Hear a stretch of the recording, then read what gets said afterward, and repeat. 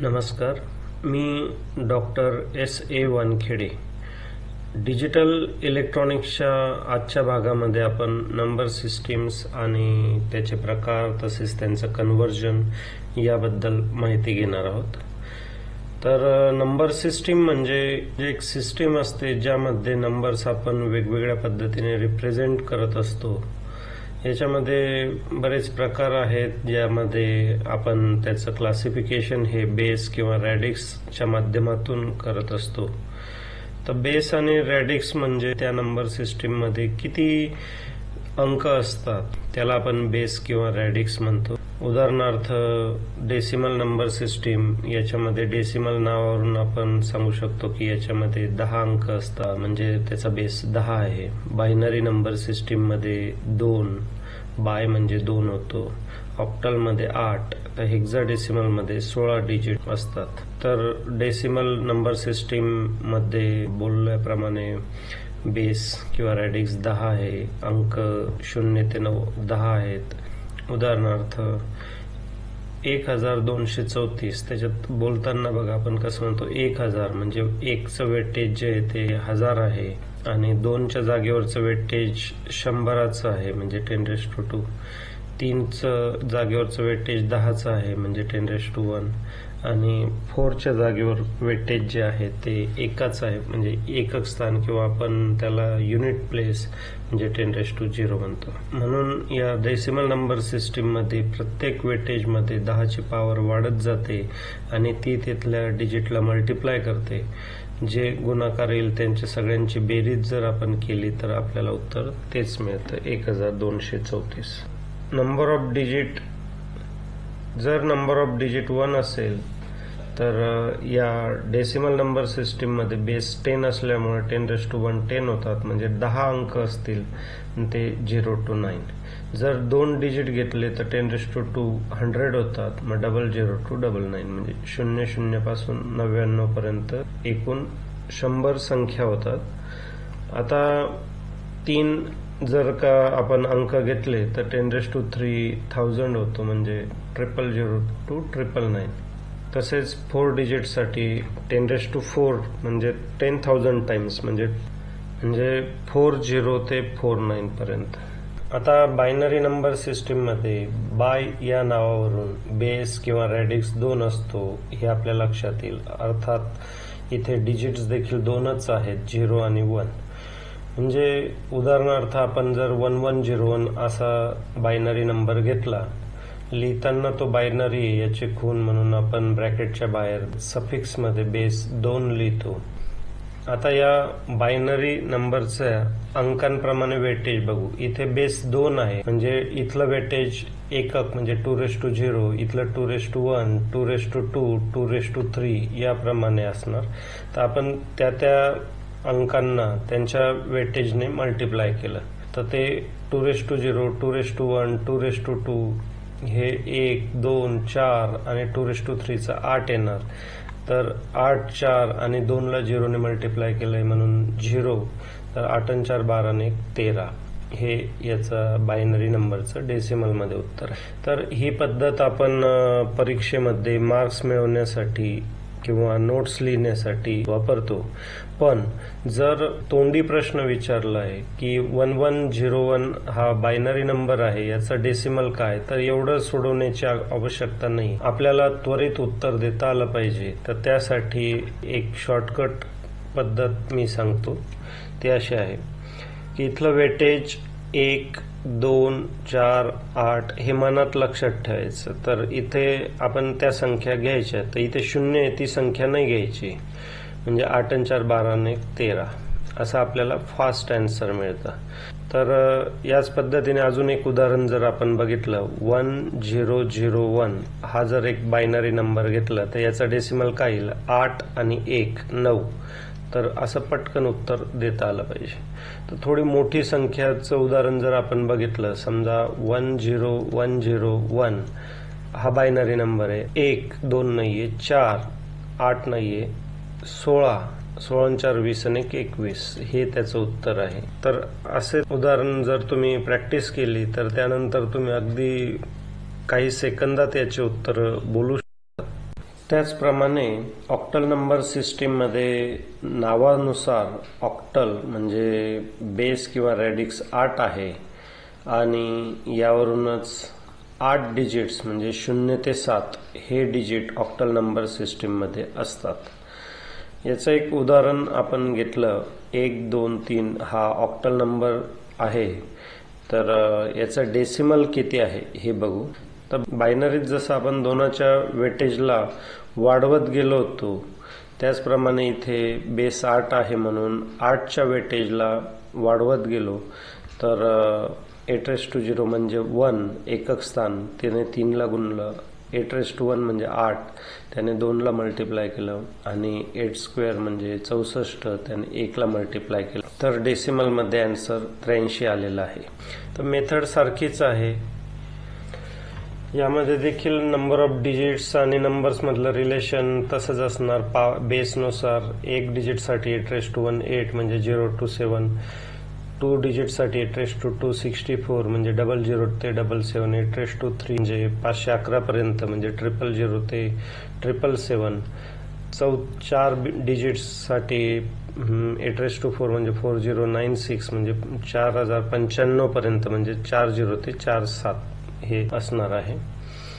Hexadecimal number सिस्टीमसाठी base किंवा रॅडिक्स हा नावानुसार म्हणजे हेक्सा म्हणजे 6 आणि डेसिमल म्हणजे 10 म्हणजे 16 असतील, तर इथे पहिल्या 10 डिजिट्ससाठी आपले डेसिमल प्रमाणेच डिजिट्स असतात, पण उरलेले 6 जे आहेत म्हणजे 10 पासून पुढे A B C D E F वापरतात, म्हणजे 10 साठी ए, 11 साठी बी, याप्रमाणे 15 साठी एफ येतो। तर असं 0 ते 15 साठी हे अंकांचं कॉम्बिनेशन असतं। आता उदाहरण घेऊ, 1 2 3 हे हेक्साडेसिमल मधील संख्या, तर या संख्येसाठी त्या अंकांच्या वेटेज प्रमाणे आपण 16च्या पॉवर वाढवत नेऊन मल्टिप्लाय केलंय, तर याचं उत्तर इथे 291 येत आहे। आता इथे देखील 16च्या पॉवर मध्ये नंबर ऑफ डिजिट्स आणि नंबर्स मध्ये रिलेशन असणार आहे। इथपर्यंत आपण उदाहरणांमध्ये त्या नंबर सिस्टीम मधून डेसिमल मध्ये कन्वर्जन केलं। आता डेसिमल मधून त्या वेगवेगळ्या नंबर सिस्टीम कडे कन्वर्जन कसं करतात याची माहिती घेऊ। उदाहरण घेतलंय की 13 हा डेसिमल नंबर आहे, याचा बायनरी आपल्याला शोधायचा आहे, तर 13 हा नंबर लिहायचा आहे आणि त्याच्या समोर त्याचा बेस, बायनरीचा बेस म्हणजे 2 लिहायचा आहे। तर 2 13ला डिवाइड करणार, कोशंट आला 6 आणि रिमाइंडर आलाय 1।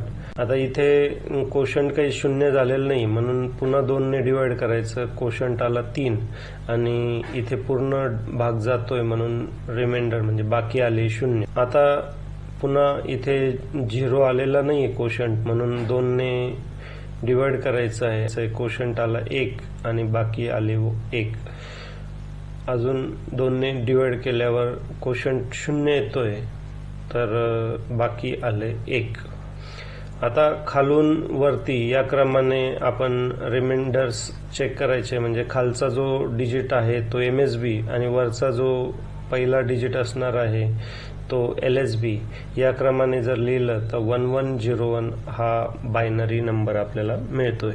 तर ही देखील पद्धत आपल्याला परीक्षेमध्ये मार्क्स मिळवण्यासाठी स्टेप बाय स्टेप आहे। या ठिकाणी देखील आपण अगदी शॉर्ट मध्ये उत्तर आणू शकतो।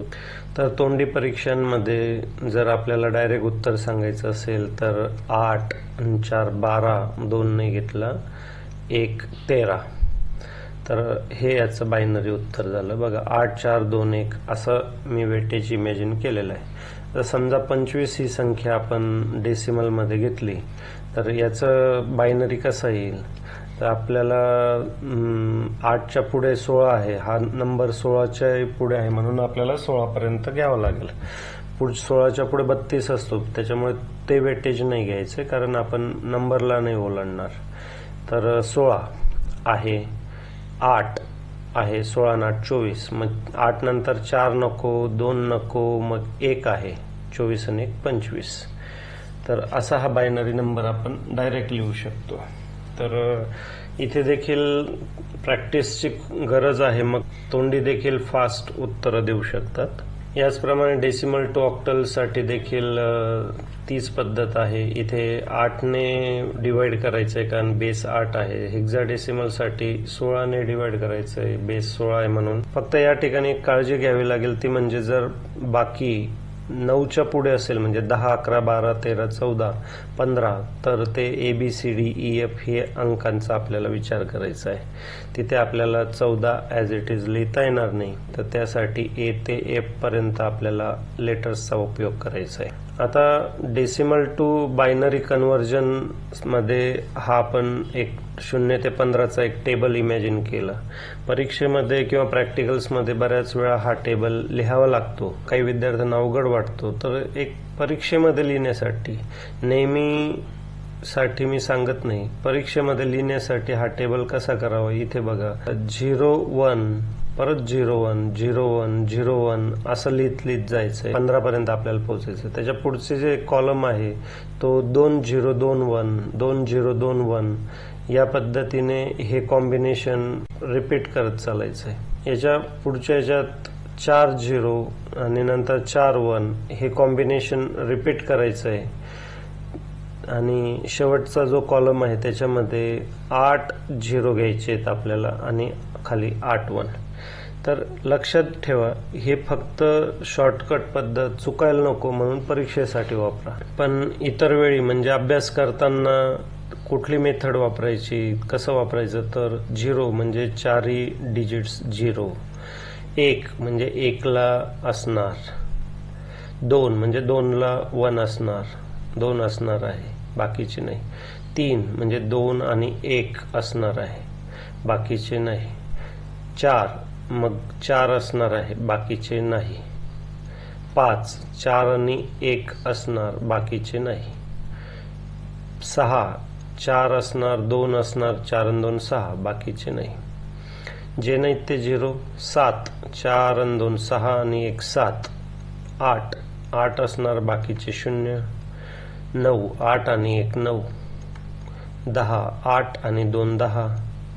म्हणजे आपल्याला डिजिट्सच्या वेटेजची कल्पना पाहिजे की ते कुठे आहेत. 8 आणि 2 10 आणि 1 11. म्हणजे मला ही सवय झालेली आहे की इथे 8 असतो, इथे 4, इथे 2 1 हे इमॅजिन करून करून ती सवय झालेली. तर तुम्ही देखील प्रॅक्टिस कराल तर तुम्हाला हे निश्चितच लक्षात येईल. 8 4 12 8 8 आणि 4 12, 2 नाही, 1 13, 8 4 12, 2 14 आणि हा 1 नाहीये. 8 आणि 4 12, 2 14 आणि 1 15. याच्याशी संबंधित एक गमतीदार बायनरी. इथे मी 1 ते 15 नंबरसाठी नावांऐवजी लेटर्स वापरले. तर एक सोपं पटकन समजावं, लक्षात यावं म्हणून मी इथे लेटर्सचा उपयोग केलाय. आणि हे कलरफुल कॉलम्स आहेत. तर तुम्ही एक मनातल्या मनात यापैकी एक लेटर इमॅजिन करायचं आहे आणि ते कुठल्या कॉलममध्ये आहे ते सांगायचं आहे. तर मनातल्या मनात सिलेक्ट करायचं आहे की एक कॅरेक्टर तुम्ही सिलेक्ट केलंय, ते पहिल्या कॉलममध्ये आहे, दुसऱ्या कॉलममध्ये आहे. तर ते कॅरेक्टर होतं आय. आता तुम्ही म्हणाल आय कसा सिलेक्ट केला, तर याचं बायनरी नंबरिंग प्रमाणे इथे देखील याचं वेटेज 8 इमॅजिन करायचं. 4 2 आणि 1. तर पहिल्या आणि शेवटच्या मध्ये 8 आणि 1 9 म्हणजे 9 नंबरला आय. आता तसंच बघा, एम जर मी घेतलं तर एम या कॉलममध्ये आहे, या कॉलममध्ये आहे, इथे आहे. म्हणजे 8 आणि 4 12 आणि 1 13. फक्त आपल्याला हे समोरची व्यक्ती जेव्हा मनात एखादं नाव पकडते किंवा अक्षर पकडतो आणि फक्त आपल्याला कुठल्या कॉलममध्ये हे सांगणार, तरी आपण त्याच्या मनात कुठलं अक्षर किंवा नाव आहे ते सांगता येतं. तर असा हा एक गमतीदार खेळ देखील या ठिकाणी खेळता येतो. तर अजून एक हेक्साडेसिमल टू बायनरी कन्व्हर्जन आपल्याला बघता येईल. अनेकांना हे कन्व्हर्जन अवघड वाटतं पण अतिशय सोपं आहे. आपण एक उदाहरण घेऊ. 94 हा आपण हेक्साडेसिमल नंबर घेतला. आता याचं बायनरी कन्वर्ट करायचं आहे, तर जसं आपण बीसीडी साठी करतो त्याच पद्धतीने हेक्साडेसिमल टू बायनरी साठी देखील करायचं आहे. म्हणजे प्रत्येक डिजिटसाठी 4 बीट.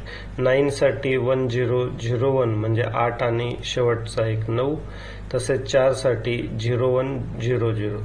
आता हे एकत्र केले तर बायनरी तयार. तर इतकं सोपं आहे. आपण अजून एखादं उदाहरण जर बघितलं तर समजा मी BF हा हेक्साडेसिमल डिजिट घेतला आहे.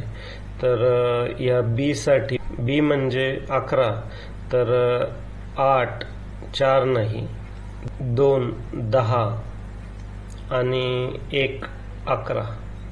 आता F म्हणजे 15 म्हणजे 4 ही 1, 8 आणि 4 12 आणि 2 14 आणि 1 15.